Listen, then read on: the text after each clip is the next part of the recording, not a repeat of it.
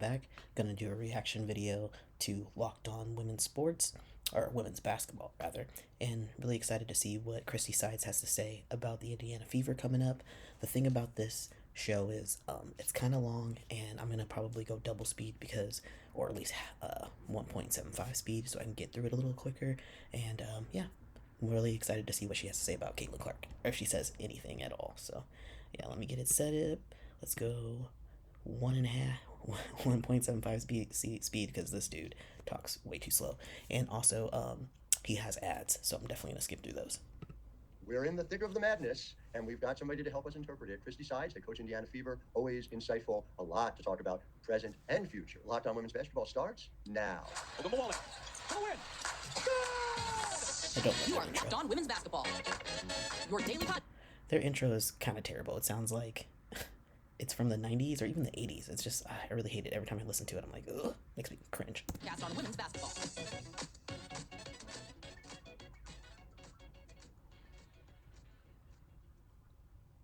Happy Wednesday, everybody. Happy first four. Oh, I'm so excited about it. We got a doubleheader coming up tonight. Get to see Columbia Vanderbilt at 9. It's particularly tasty. Sacred Heart and Sarah Pryor. Don't miss her. You can overlook her sometime because she's only 5'3". It's here. Welcome to Lock.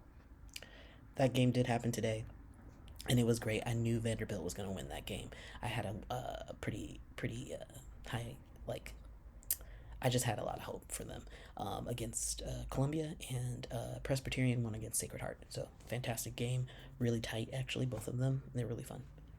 Locked On Women's Basketball. I'm your host, Howard Magdal. Thanking you for making us your first listen every day. You guys show up for us, over 180,000 of you in February alone. We're going to break that mark easily in March, the way we show up for you 6 days a week. And of course, it is not just me, it is the incredible team across the board over at The Next, where we have over 100 reported pieces every month on women's basketball. TheNextHoops.com, $9 a month, $72 a year to subscribe. Get it in your inbox, support the work. We have people at 11 of the 16 venues this weekend for the NCAA tournament. We even have the great Bella Munson over at the WBIT, TheNextHoops.com. And Christy Sides, we have a few storylines that relate to the Indiana Fever currently moving forward. We'll get into each and all of them, but I guess where I'd like to start with you is how nerve-wracking is it knowing you guys have the number one pick and just sitting there, oh my God, who are we going to choose, right? The not knowing, is it killing you? Is the suspense killing you?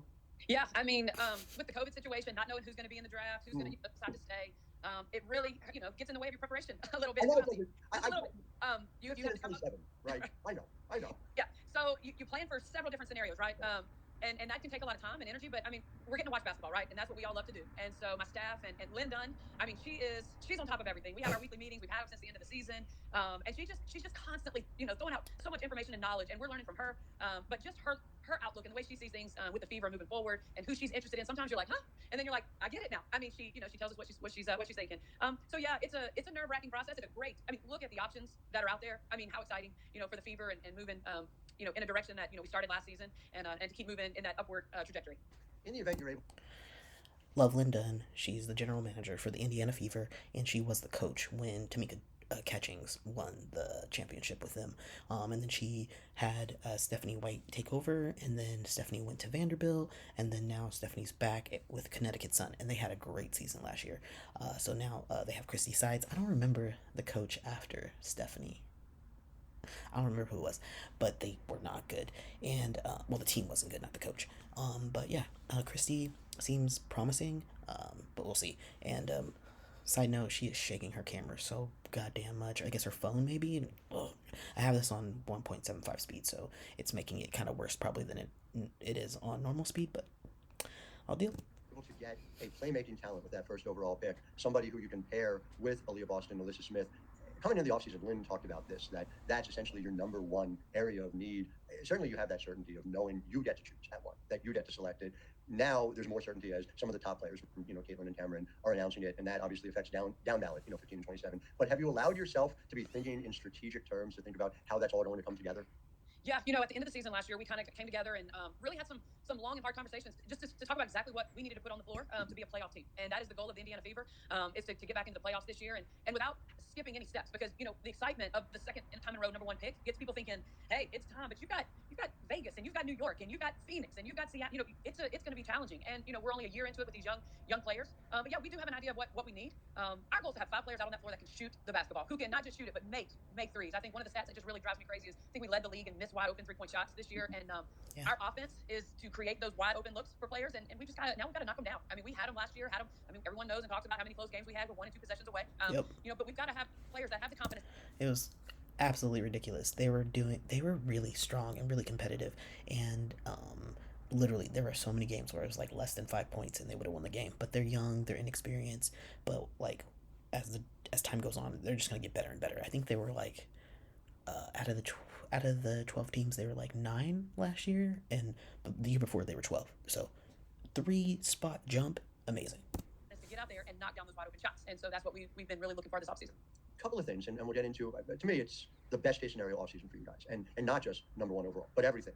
And Katie Lou Samuelson being the type of shooter, the type of floor spacer, who to me is exactly what this roster needed. But in terms of the numbers, when you drill down, you guys were already monsters on the boards. You were second in the lead in offensive rebound rate. You were 3rd overall in total rebound rate, and that reflects a big combo of Melissa Smith and Aaliyah Boston. How much did the way in which they played well together set the stage for knowing precisely what you needed out of this offseason? Yeah. We've got to take a little heat off of Aaliyah. That was one thing that people, constantly were doubling her in the post. We wanted to make it, you have to make a decision, pick your poison, on who you want to guard for us. And so, Katie Lou added one of those, she's a weapon. She's a 3, she can knock down, she can knock down wide open threes. She was on our list from the beginning of players that can do that to fit that need. Aaliyah and AB, they're such a young force together. I mean, it's so exciting. When I've coached in this league long enough, when you have 2 players like that you can play through, that just opens up for everything else. And so that was one of the things that we had to talk about last year with a young team who had, we had to add some structure and some discipline, and for them to understand how we're going to play is we're not trying to just throw it in and cram it down their throats, but they take so much heat off and give our outside it just creates so much open space. And so we to have the ability to do that with those 2, and then also Aaliyah's 3-point shooting just shocked all of us whenever she started making threes, and we're like, I didn't really know that was that we've changed that now. I mean, she is going to be a threat from out there this year, which 5 players on the floor that can shoot 3 makes it tough on the opposing teams. I mean, something Dawn Staley does is she preps her players not just for her level but for the next level as well. And so knowing that Aaliyah was going to a league where a stretch 5 was important to a certain extent. I know it's your coaching staff, you guys coach people up, but having them ready is obviously significant. And to your larger point about 5 out, a number that I love is Kelsey Mitchell. When you look at where she is on catch and shoot, she was 1.34 points per possession per synergy. On the off chance that you get a playmaker who has the ball in her hands primarily as a starter alongside Kelsey Mitchell, I mean, who knows? It could happen. It could happen in the draft this year. If that happened, how excited are you to be able to see Kelsey being able to create as in both a catch and shoot player and as a secondary facilitator as well? Yeah, I mean, Kelsey Mitchell, becoming an all-star this year for the first time.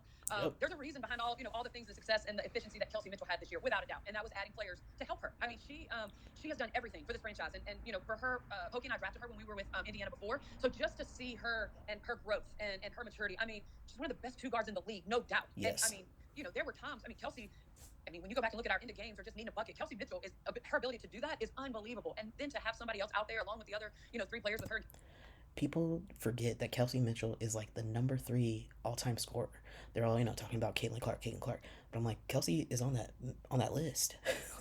So don't forget about her. And then obviously now they have Aaliyah Boston, so clearly they're gonna do well. But they're just gonna get better and better. But like, Kelsey Mitchell is a threat on the floor, and you just need all the pieces together. And obviously with Caitlin coming on, and you got Grace Berger. Oh my God, this team is gonna be fucking wild. Kelsey to just draw some of that attention.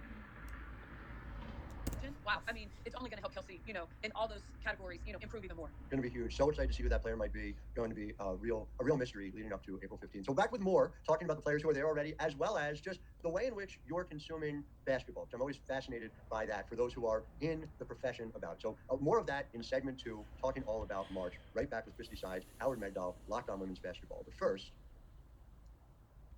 I want to talk to you guys about eBay Motors, one of our sponsors today. Passion, drive, and patience. What brings home the winning trophy is also what keeps your car alive. eBay Motors has everything you need to maintain your vehicle, which is, thank goodness, because I don't know anything about cars, but eBay Motors does. So they can level you up to peak performance, from superchargers, roof racks, exhaust kits, LED headlights. That's what allows you to drive in the dark. That I do know. It's one thing I do. eBay Motors has you covered. Over 122 million parts for your ride or die. You'll always find exactly what you're looking for. And with the eBay Guaranteed Fit, your part is guaranteed to fit your ride, available to U.S. customers. All right. Just had to stop that for a second to so awkward that he does the ads in this. I'm like, I get it, it's live, so, but I'm like, I don't love it. So back with Christy Sides, who, and those longtime listeners on this program, was overdue, I have said, to get that coaching opportunity. Now, getting to coach a team that, you're right, there are a lot of teams to overcome. Indy has to overcome Las Vegas, New York. I mean, listen, you know Atlanta's roster very well from your time down there, and Seattle, Coach always knows how to put together a roster to win. But that said, it has to feel, I'm sort of set the agenda, right? 5-31 2 years ago, you come in, didn't make the playoffs, but played a lot of close games, and to my mind, we're clearly one of the 8 top teams by the end of last year. We're clearly one of those teams. Does it feel realer to you, seeing the pieces into place, seeing players come together as you head into this spring season in the WNBA? Yeah, Howard. Last year was tough for the players, for my staff and all of us, just because there was so much that had to change. And at the end of the day, like, we had to focus on some things that were going to establish us for sustainable success, right? Like, we want to win. I mean, good Lord, you shouldn't be doing this if you don't want to win or don't think you can win every game. And we believe we could, but we had to make sure we didn't let things slide. And that we have the games that we lost that were close last year. We are talking about and watching and practicing those same scenarios. Even you talked about the end of our season. I mean, we won 5 of our 8 games last year. An overtime game at Dallas when we had just been eliminated from the playoffs, which was the last 2 weeks of the season, which it's been a while since we were in that fight and that hustle. But learned a lot about myself, learned a lot about my coaching staff. For me, that's been the biggest thing. Now I'm able, after being with those guys for a year, I know their strengths. I know what they're really good at. So now I've got to make sure now I put them in those positions so that they can help me, and I can do more to delegate and give them and let them be great in their areas that they're really good at. So that for me. Can I ask you about that? So can you give me an example where the rubber hits the road? What's the thing that you are now delegating into pool? That's so interesting to me. Okay, here's a big one. I hired Paul Miller, Jesse Miller, and Karima Christmas Kelly. So when I went into it, Jesse is my number 1 assistant. I called her the minute I got the job and said, hey, I don't want to do this if you're not on board with me. She has a great basketball mind. She's a great workhorse. She is the biggest team player. She's ready to do whatever. And Jesse, I asked her, I was like, where do you want to focus? The offensive side of the ball, the defensive side of the ball? She was like, I would love the offensive side of the ball. Great. Well, then Paul Miller, who I hired from the Bulls, who I named my defensive coach at the time, and it's perfectly okay where your passion lies. And come to find out, his brain is thinking X's and O's offense all the time. I mean, he is like a machine. So we kind of shifted a little bit throughout the season. But Jessie she's actually a defensive-minded coach. She wanted that responsibility, but now I've moved them. And so, we have a lot of work to do on the defensive side of the ball. So as soon as the season was over with, made the change. She's been working in the offseason, working on, we're not going to be last in the league. We're not going to, in defense. I mean, we're going to find a way to, our goal is to be 5, 6, 7. And she's put together some great ideas that are going to help us get there. I think it's worth noting, and I've talked about your impact already, but one of the primary ways to me that we can measure it is out of timeouts, ATO numbers, and I think you get a sense of what a coach is able to do here. And so I just want to point out, this is per synergy, points per possession, ATO last year. Las Vegas is 1, New York Liberty is 3. You guys are 2 coming out of that. When you have the opportunity to plan, that says everything to me. You guys right there with the 2 finalists. It really does come down to now where are the players who are coming in and allowing you to not just be in an ATO scenario, but to be every possession up and down there. So just something I think the audience needs to keep in mind. And so I asked this question with that very specifically in mind. When you're consuming basketball here in the offseason, how are you doing it? How many games are you watching a day? Are you watching film? Is it synergy? Are you somebody who believes in live looks first and always? Just kind of take me through what your basketball diet is. Yeah. Just curious. So for me, we went on that 8-game slide in the middle of the year. And so, I'm always, there's so many things I could have done differently. And that's why it was so great for me to have this year under my belt, with personnel and coaching staff. But I have watched those 8 games five times since the end of the season, and breaking everything down, every single possession, especially after halftime. Like, there were so many games when we were down 20, Howard, like we were down 20 early, and we spent so much energy coming back and fighting back, which that was, for me, the biggest compliment from other coaches in the league was just how hard the Indiana Fever played. To me, when you tell me that, like, we'll figure out the small adjustments to make to get those, wins in that column, but they play hard. So you're already ahead. Like, you can do some things with that, right? So it's just trying to figure out how. We broke down our defense in our meeting this last week. I met with our staff, and we're 3 points away from being 11-12 to being 7. And we led the league in fouls. We led the league in opponents' 3-point shooting percentage. So, 1 or 2 possessions. And you talked about our rebounds. I didn't think we were great defensively. I mean, we were really good offensively. We pick up a couple, they don't get second chance opportunities. That's 1 possession or 2 possessions, 3 points. We're right there. So it's one of the things that we're harping on this offseason and coming into the season is live in the details. We've got to live in every single detail from the start of training camp. And what's exciting for us is training camp isn't starting from 0. We're starting from right where we left off, which is so exciting, especially since we played our first preseason game, 5 days after we start. So you're supposed to gel and mesh all these teams together in this amount of time, and that's just been the secret to success in the league is to figure out how to get your teams to do that early, and that takes time and years and a process and a system. Yep. And we were showing that last 10, 12 games of the season, which was, to me, right where we should have been. I mean, right down to that last game. That last game was such an eye-opener from my perspective, from an outside perspective. Minnesota had something to play for, quote unquote. When you guys were eliminated and go put up an 87-71 win like that, put up 32 in the first, to come out there, that really stuck with me. Crazy. And I would imagine matters in significant ways to the way you and that team is thinking about 2024. I want to talk more about that because, man, 2024 in Indiana is going to be really exciting. So we're going to be back in segment 3 talking all about that. Here with Christy.